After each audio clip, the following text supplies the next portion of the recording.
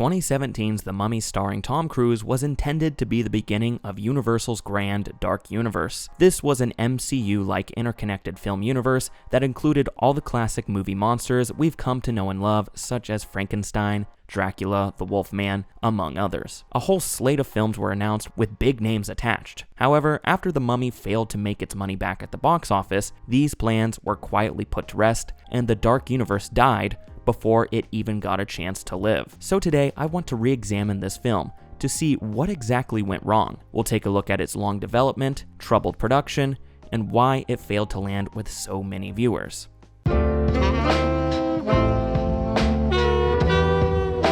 The story behind 2017's The Mummy actually starts way back in 2008 with another movie, that being The Mummy: Tomb of the Dragon Emperor with Brendan Fraser. A fourth film in that franchise was supposed to happen with most of the cast on board, such as Luke Ford, Brendan Fraser, and John Hannah. The title for it was The Mummy: Rise of the Aztecs, and it was set in South America with Antonio Banderas and Jeremy Irons rumored to be the villains. However, in early 2012, Universal decided to halt production on this sequel and opt for a total reboot instead. This is when John Spates was hired to write a new screenplay, who at the time was most well known for writing Prometheus, but would later go on to co-write the Dune movies as well. Soon after, the writing and producing duo of Alex Kurtzman and Roberto Orci were attached to help produce this new Mummy reboot, along with a reimagining of Van Helsing with Tom Cruise slated in the lead role. The ball kept rolling as in later in 2012, Len Wiseman was chosen to direct the film, who got the gig from his work on the Underworld series.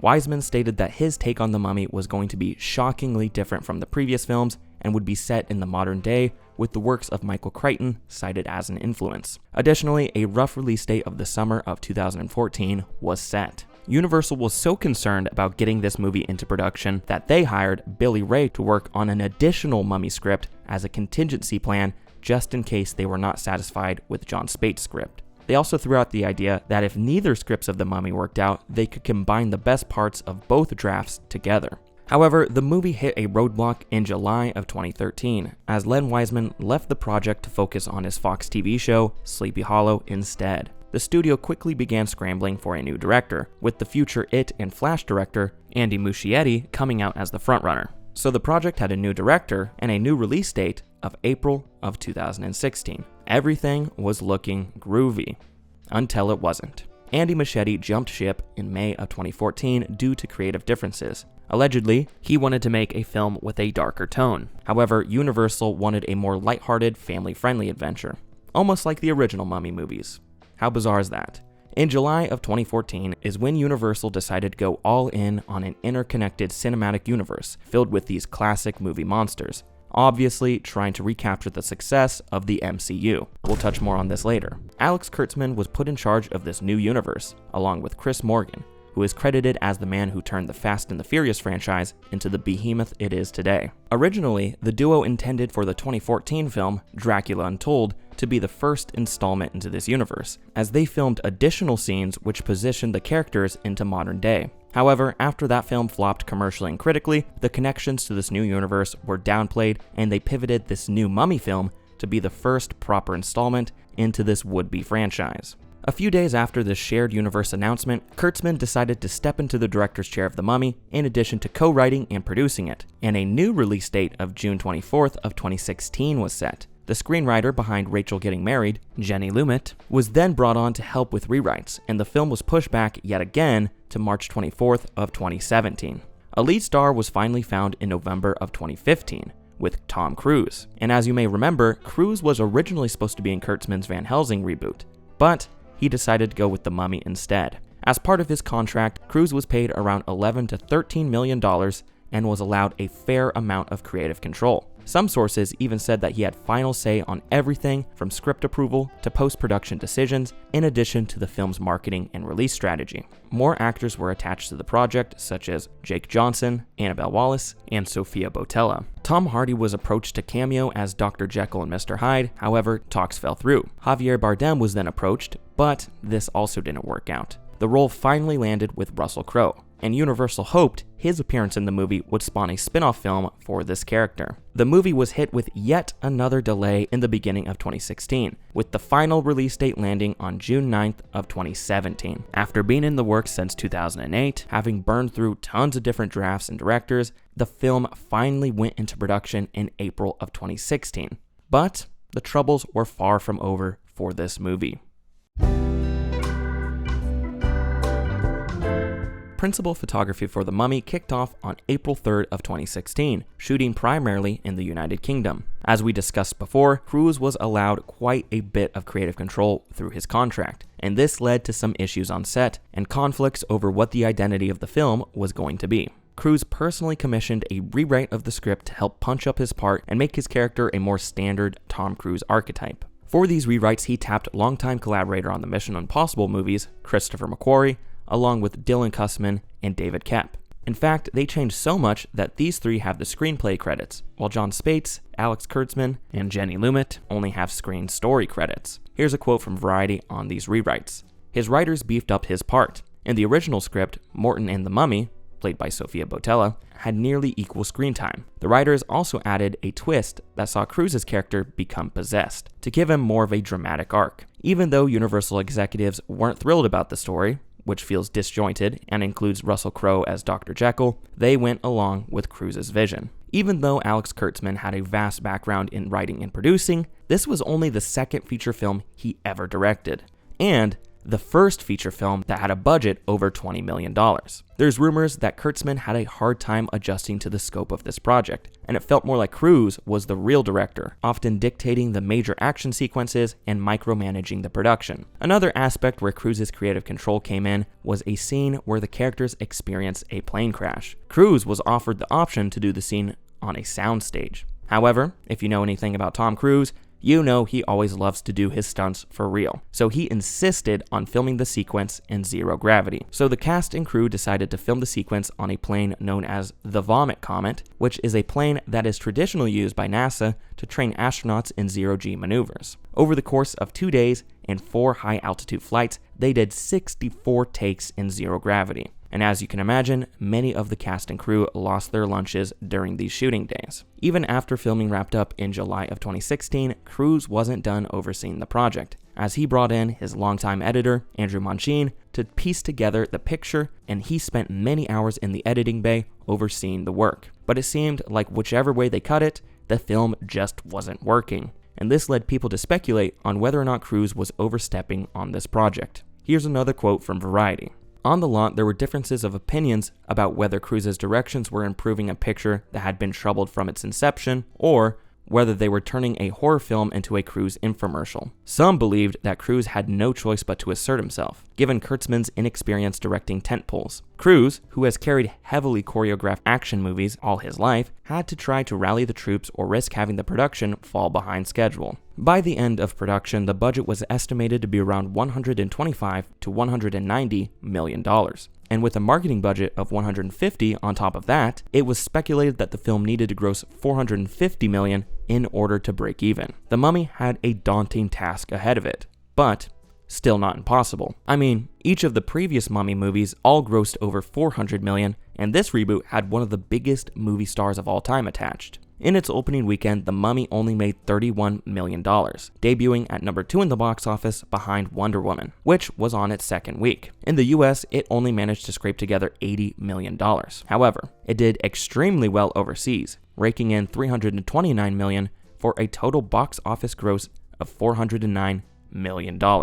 In a vacuum, this is a pretty great take. However, since the break-even point was $450, that meant this movie fell short of what it needed. In fact, it's estimated that the film lost Universal somewhere between $60 to $95 million.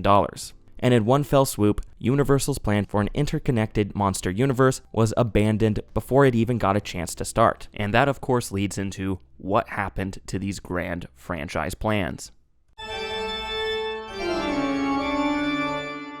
In the months leading up to The Mummy's release, Universal saw that the ticket projections were much smaller than what they hoped for. So, they made the decision to announce a bunch of movies within their new cinematic universe known as the Dark Universe to build up hype. In May of 2017, this infamous photo was posted on Twitter, with a bunch of A-list stars slated in these classic monster movie roles. Of course, we got Tom Cruise and Sofia Boutella from The Mummy, along with Russell Crowe as Dr. Jekyll and Mr. Hyde, but we also had Javier Bardem as Frankenstein's monster, and Johnny Depp as the Invisible Man. A theme for this universe was written by Danny Elfman, and they got this cool logo that they were planning on throwing on all these movies. Speaking of which, let's go through all of these films that they announced. First, we were going to have a Bride of Frankenstein movie written by David Koepp and directed by Bill Condon. This was the only film on the list that had an actual release date planned, with it coming out on February 14th of 2019. Angelina Jolie was in talks for the lead role, with Javier Bardem's monster also debuting in the film,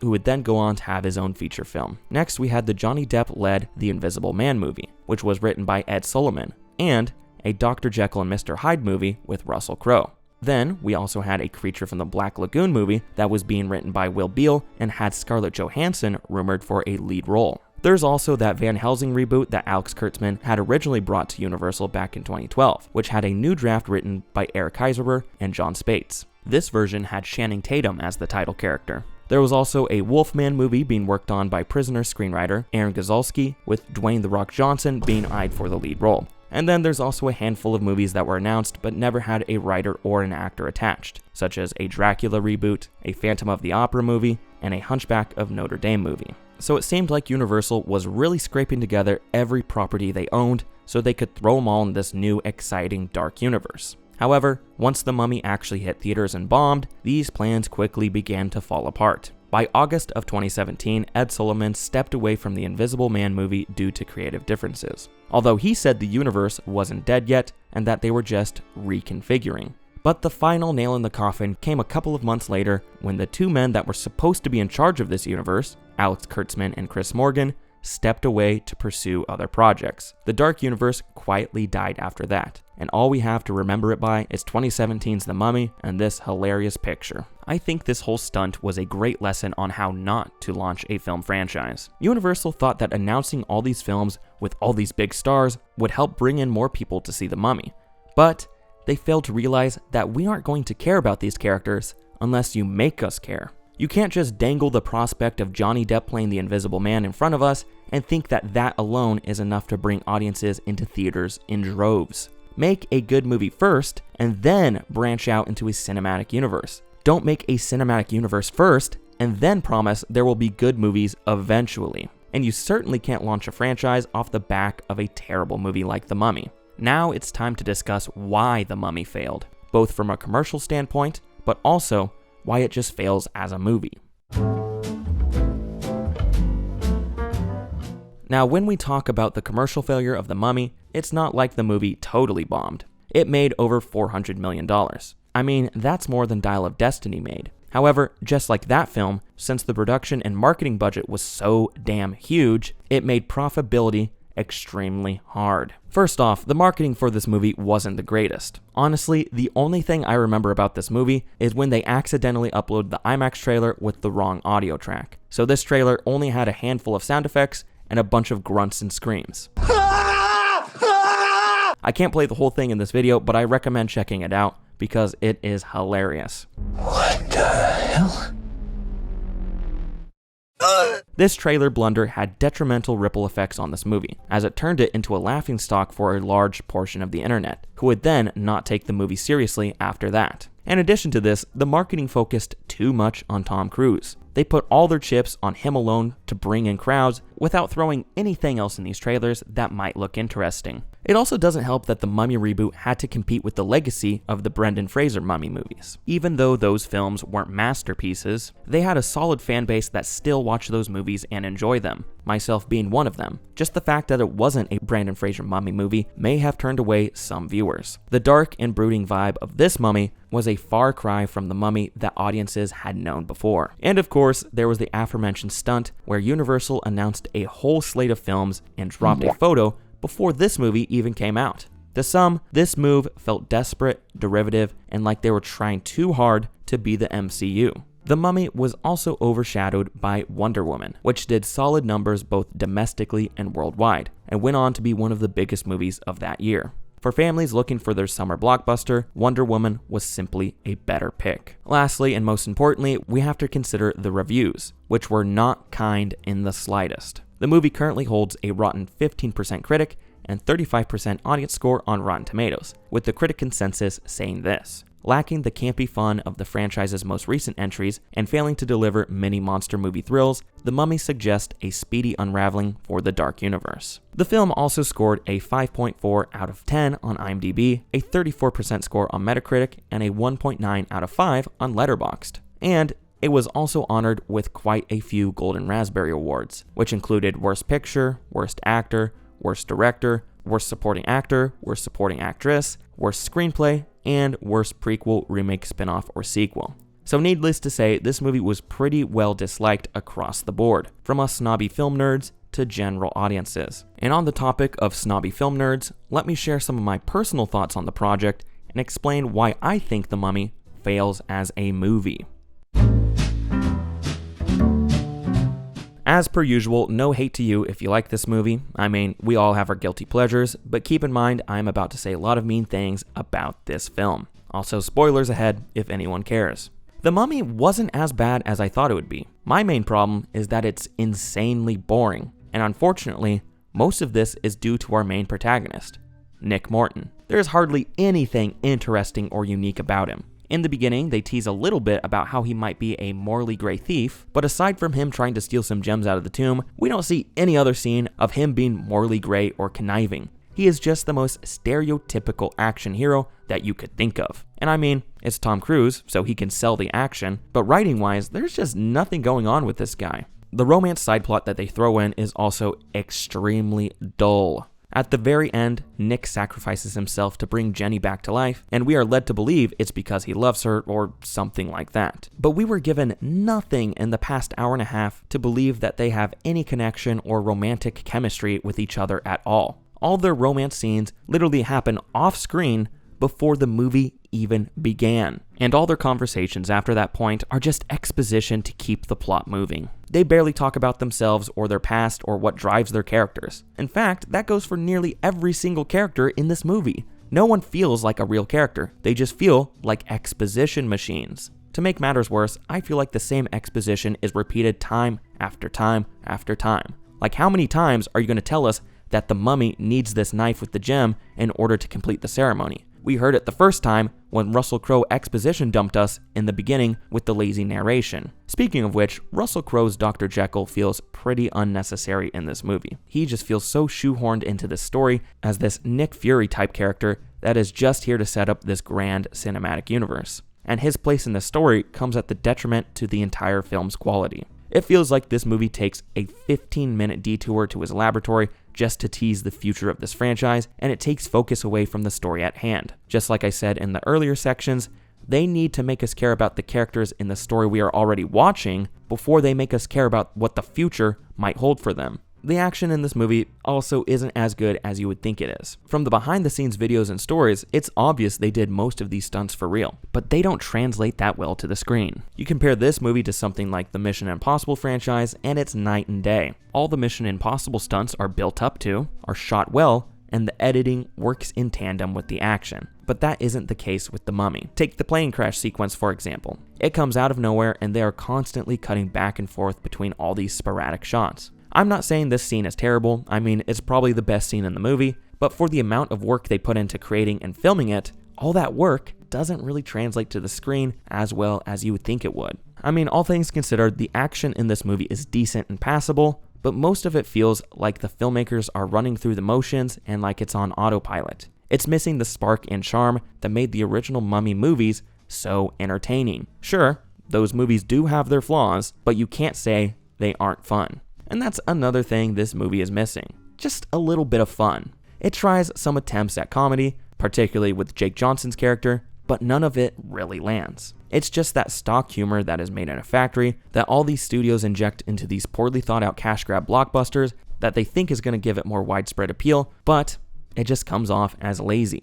I think one of the main problems that plagues this film is that it just doesn't know what it wants to be. It never commits to being a globe-trotting adventure. Not enough of the action lands to make it a thrilling action movie, none of the comedy lands to be a fun popcorn family blockbuster, and it's not frightening enough to be a scary creature feature. In the end, it just boils down to Tom Cruise running about and Russell Crowe teasing future movies that will never happen. And that's it. That's the movie.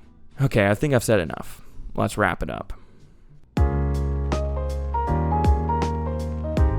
The Mummy is possibly the best example of a film studio trying to force a cinematic universe without doing any of the important work to make the movies enjoyable first. It had a troubled history since its inception, received terrible reviews, lost millions of dollars at the box office, and killed an entire film franchise before it even began. So that's the story behind 2017's The Mummy, yet another franchise that never was. But what are your thoughts on the film? Did you enjoy it? What movie in the Dark Universe do you think could have been good? I'd love to know in the comments below. This has been Tom from Isenhart Productions, and thank you so much for watching. I'll see you next week.